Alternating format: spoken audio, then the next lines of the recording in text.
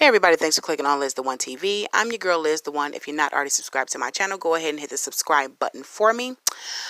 Hit the bell icon so you can be notified of my latest videos. Give me a thumbs up, a thumbs down, a comment, share the video. Now you're going to hear some beeping in the background from time to time, but I'm at work, so just please bear with me. So today we're going to talk about the beginning of the Hotep Hustle series. So today I'm giving you an overview to the Hotep Hustle series. There have always been hustlers and scammers in the black community that prey off the fear, emotions, and lack of knowledge of some people in the black community. But today we're going to do an overview of the one who adapted this scheme to modern day. Now he laid the blueprint for the Umar Johnsons, Brother Polites, and the Zaza Alis, and a whole host of others that this series will cover. This man led a cult called the Nuwapians, or at least that's what he called it. And in his mind and in the cult, he thought that he was a deity of godlike stature that just turned out to be an advanced case of, it turned out to be an advanced case of mental illness that went untreated. So why people follow him? Or why would people follow him? Well, black people have always had a rough time, in this country, and have sought leaders instead of looking within for a solution. So since the environment may be tough and people may be oppressed in a sense, the oppressed people oftentimes look for a savior.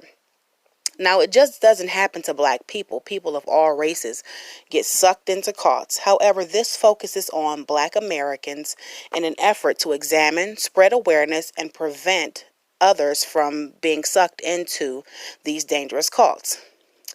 Now, later on, I'm going to be doing, later on tonight, I'm going to be posting one on Umar Johnson, like from top to bottom. And from time to time, I'll give you updates on him. So that'll be later on tonight. Okay, so things to look for. Most of these cults, these cult-like personalities have a lot in common. They're very charismatic, charming. They have a high sense of self. So they might dub themselves like the Prince of Pan-African. They might give themselves a lot of names like a supernatural deity. Like I said, they have a high sense of self. They get their followers addicted to them, kind of, They're great orators. They're also very power hungry and manipulative. They make a lot of promises. Even if they can't fulfill them, they move the goalposts or they change the scheme altogether. They wish to be seen as godlike and prophetic, and they like to be seen like they don't, or I already said they like to be seen as godlike, but they don't like to be questioned. Okay, so people that follow them, so they want people to follow them blindly. You see what I'm saying? And forsake everything else, so that way they can isolate them. They will have you move. So they'll seem like charismatic and make it seem like you can go freely wherever you want at first. But then they move their cults. You see what I'm saying? And when they move their cults, that's when it happens. So it may seem great in the beginning. And to most people, they can see that this is like a babbling control freak. But that's not who they want. They seek people who are vulnerable. They seek people who are weak-minded or have suffered abuse. It's a certain type of person that they seek. Okay, so that way that they can emasculate the men and have access to the women and children to do as they please. And in the end, they all wind up being, having fallen for their own scheme and believing what they've said. They wind up being delusional, out of touch with reality, and in need of major psychiatric help.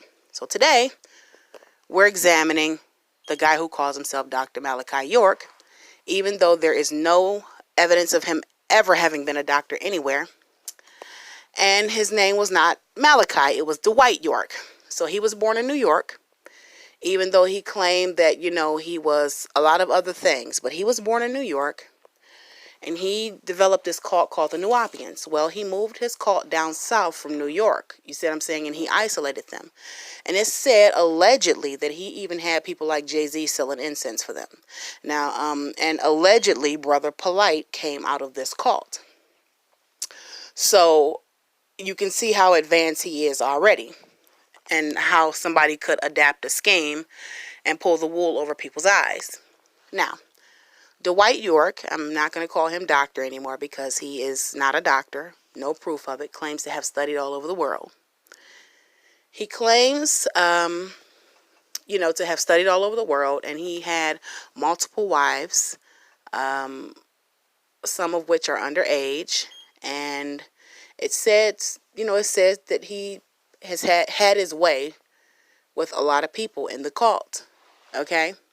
And in the end of this cult, and I'm just going to leave it at this, so that way I can give you an overview and just tell you a little bit about the guy who started the modern day Hotep hustle. In the end, this man was arrested. He abused children, is what it said in the police report. He's never going to see the light of day ever.